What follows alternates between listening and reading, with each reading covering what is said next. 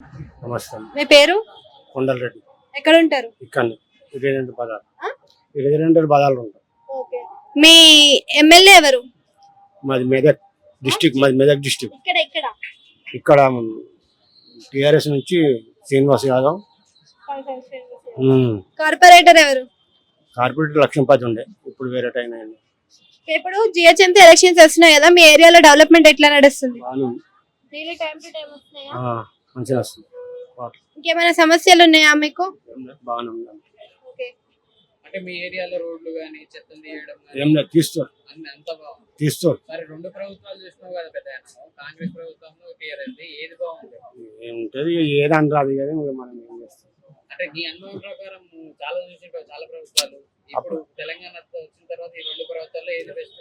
అప్పుడే బాగుండదు TRS. KCR sir. అంటే ఈయన ఏం చేయలేదంటావు? మాకేం లేదు. ఏం చేయలేదంటావు? ఏం చేస్తే బాగుంటది? కేసీఆర్ బాగుండమ్మ, మాకు వ్యవసాయం రైతులకు కానీ బాగానే ఉండే, అన్ని చేస్తుండే, అన్ని మంచిగా రుణమాఫీ అయినాయి. వైఎస్ రాజశేఖర్ రెడ్డి ఉన్నప్పుడు నాది బ్యాంకు 120 అయింది రుణమాఫీ. అయినా కానీ మళ్ళీ తీసుకున్నాం, మళ్ళీ కూడా అది మాకైంది.